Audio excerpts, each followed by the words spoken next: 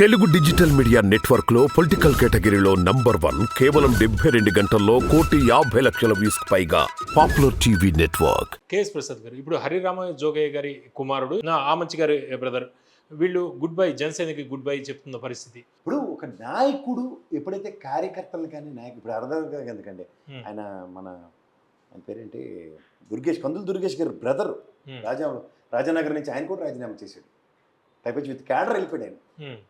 వీళ్ళకి ఏంటంటే సార్ చీమ కుట్టినట్టు కూడా ఉండట్లేదు, ఎందుకంటే వీళ్ళకి బాండింగ్ లేదు, క్షేత్రస్థాయిలో పార్టీ నిర్మాణం జరగలేదు.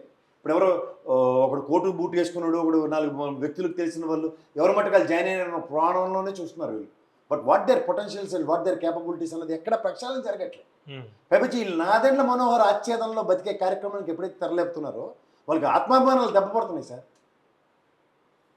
స్థాయి కలిగిన వాళ్ళు ఎన్నాళ్ళు ఇప్పుడు there is a bridge which need to pass అన్న దగ్గర అవుతుంది. బ్రిడ్జ్ ఎందుకు కట్టారా బాబు అంటే ఈ ఎండ్ నుంచి ఎండ్కి రీచ్ అవ్వడానికి. బ్రిడ్జ్ కట్టి మధ్యలో టోల్గేట్లాగి నాదెండ్ల మనోహర్ ఉండి ఆ టోల్ ఛార్జెస్కి చేసిన తర్వాత కూడా అధినాయకుడు కలవలేకుండా ఓ ట్రాన్స్పరెంట్ పాలిటిక్స్ తెరలేపనప్పుడు వాళ్ళకి వచ్చి ఇబ్బందులు ఎలా ఉంటాయి అనుకుంటున్నారు. సో అక్కడే వాళ్ళకి ఫ్రిక్షన్ వస్తుంది. ఇప్పుడు క్షేత్రస్థాయిలో 5 సంవత్సరాలు బట్టి పార్టీ నిర్మాణం పట్ల కానీ దేనికి కాకుండా కొన్ని సెగ్మెంట్స్లో చాలా ఫోకస్డ్గా సెంట్రిక్గా చాలా కష్టపడి పనిచేశారు.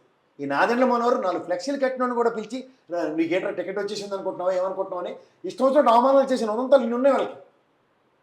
సో అలాంటి అనిశ్చిత పరిస్థితుల్లో ఒక పార్టీ ముందుకెళ్ళాలన్న దగ్గర ఏ ప్రాతిపదిక మీద ఆలోచించండి ఒకసారి. ఆ నిస్సహాయ స్థితిని వాళ్ళు ఓవర్ పీరియడ్ ఆఫ్ టైం ఆ నియోజకవర్గం వాళ్ళది కాదు ఇక తెలుగుదేశం అనౌన్స్ చేసినట్లు ఉన్నప్పుడు వాళ్ళకి ఫ్రిక్షన్ ఎలా ఉంటుంది, గ్యారంటీగా వాళ్ళకి అంబిగ్యూటీ క్రియేట్ అవుతుంది. ఆ అంబిగ్యూటీ నుంచి ఏం చేస్తారు, ఈ పార్టీ నాయకుడు అనుకుంటారు. అది జరుగుతుంది. అంటే చాలా నియోజకవర్గాల్లో కూడా ఇటువంటి పరిస్థితులు ఎదురవుతాయి, ఖచ్చితంగా ఉన్నాయి. ఆ తెలుగుదేశం కూడా ఏం అతీతం కాదు సార్.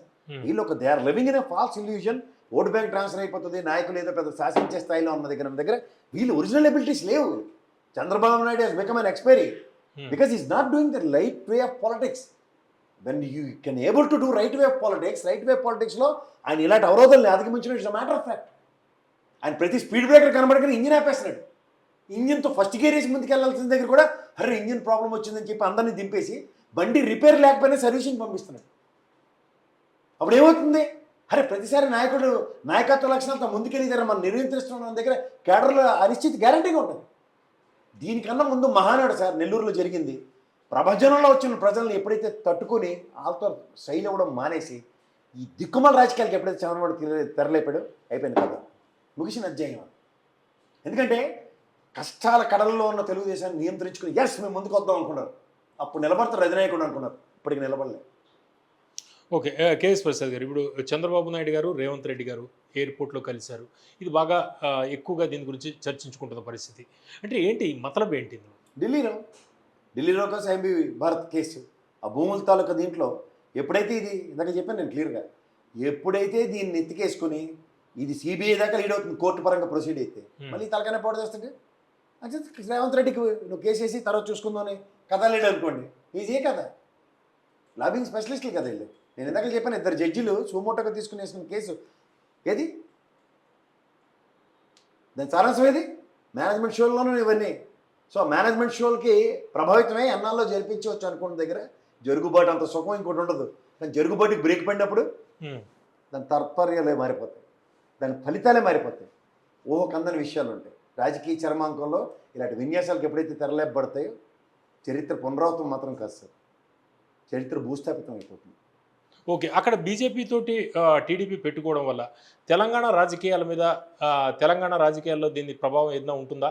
అంటే బీజేపీకి టీడీపీ ఓటు బ్యాంకు షిఫ్ట్ అయ్యే అవకాశం తెలంగాణలో ఏదైనా ఉంటుందా అక్కడ పెట్టుకోవడం వల్ల? ఇక్కడ మీకు సింపుల్ లాజిక్ ఇది. నాకు తెలిసి బీజేపీ ఒక గుణపాఠం పవన్ కళ్యాణ్కి నేర్పడానికి పిలిచింది. ఇవాళ పొత్తు నువ్వు మతం ఉన్నావు కదా, నీకు పిలిచి లాస్ట్ మూమెంట్లో 5 సీట్లు ఇచ్చావు కదా నిలబడడానికి, మా క్యాండిడేట్ని అవ్వచ్చు ఏదైనా అవ్వచ్చు, నువ్వు అక్కడ పొత్తు పెట్టుకున్నాడు ఇక్కడ ఏమైనా నీకేమైనా ఓటు బ్యాంక్ ట్రాన్స్ఫర్ చేసి చూపించాడంటే లేదని సమాధానం వస్తుంది. అలాంటి నువ్వు పొత్తుకెందుకు తీస్తున్నావు గుణపాఠం నేర్పడానికి పిలిచారు వాళ్ళు పవన్ కళ్యాణ్. ఒకరు పిలిచినా ఎలాగో నిలబడ్డు కాబట్టి ప్రచారం చేయమంటారు. ప్రచారం చేసి దగ్గర ఇక్కడ కోర్టు కేసు కాలండి రేవంత్ రెడ్డితో లాబింగ్ నడిచింది కాబట్టి కాంగ్రెస్ తెల్లపెల్లం సినిమా చంద్రబాబు నాయుడుకి రేవంత్ రెడ్డికి ఓట్లు వేయించాలా, బీజేపీకి ఓట్లు వేయించాలా, దిక్కులేనితనంలో కెప్ట్ మమ్ యాజ్ యూజువల్. ఢిల్లీ కక్కమంటే పాము కోపం, మెంగమంటే కప్ప కోపం, అలాంటి పరిస్థితి ఉంది వాళ్ళు చంద్రబాబు నాయుడుకి.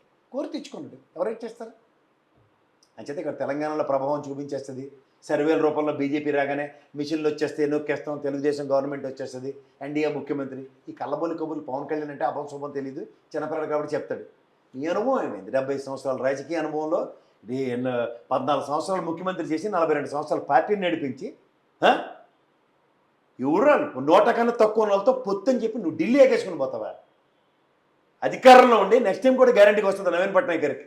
ఆయన నాకైనా ఆలోచించి వెనక్కి వచ్చే అవసరం లేదు మాకని. ఏడవన్నారండి స్ట్రాటజీలు, ఎవరండి వీళ్ళందరూ? ఓకే, కేఎస్ ప్రసాద్ గారు, మాజీ మంత్రి మల్లారెడ్డి ఆయన పార్టీ మారే అవకాశం కనిపిస్తుందా? దీన్ని ఖండిస్తున్నారు ఆయన, కానీ అంటే గతంలో కూడా పార్టీలు మారాడు కదా ఆయన. ఖచ్చితంగా మారుతారు సార్. ఎవరు అధికారంలో ఉంటే వాళ్ళ దగ్గరికి వెళ్తున్న పరిస్థితి. మల్లారెడ్డికి వెనకకి దేవుడు ఒక శాపం ఇచ్చాడు. నీకు ఆ జన్మంతం రేవంత్ రెడ్డి అని ఒక వ్యక్తి ఉంటాడు నీ జీవితంతో ఆడుకోవడానికి. ఫస్ట్ టైం 25 కోట్లతో రాజకీయ అరంగేట్రం మొదలెట్టబోయాడు. అది 100 కోట్ల దాకా వచ్చి రేవంత్ రెడ్డి వేలంపాట్ల ధర్మం అని 100 కోట్లతో ఎంపీ స్థానం గెలుచుకున్నాడు. తర్వాత within span of no time BRS పార్టీలో జాయిన్ అయిపోయాడు టీఆర్ఎస్. తర్వాత రాజకీయ ప్రస్థానంలో మళ్ళీ సేమ్ టు సేమ్ కథ రిపీట్ అయింది. సప్త సముద్రాలు ఈదికొచ్చి ఇంటి ముందు మురుక్కాలలాగా ఈసారి మూడోసారి కూడా బీఆర్ఎస్ వస్తుందన్న భ్రమల్లో ఉన్నప్పుడు కన్ను మిన్ను కాకుండా ఎగిరిన ఎగురుడికి నేను పొక్లైనర్ వచ్చింది. ఎందుకంటే బీజేపీని ప్రధానమంత్రి నరేంద్ర మోడీని అన్న అనడం కాదు కదా, బుల్డోజర్స్ అన్నదమ్ముల వరుసలో ఉన్న యోగి ఆదిత్యనాథ్ గారు బుల్డోజర్ కూడా ఇక్కడికి వస్తుందన్న విషయం రేవంత్ రెడ్డి రూపంలో మల్లారెడ్డికి అర్థమైంది. మొత్తం అక్కడ బుల్డోజర్లు తిరుగుతుంటే దాని ప్రవాసం ఏముంటుందంటే ఖచ్చితంగా జై కాంగ్రెస్ అని నినాదం అది దగ్గరలో వస్తుంది.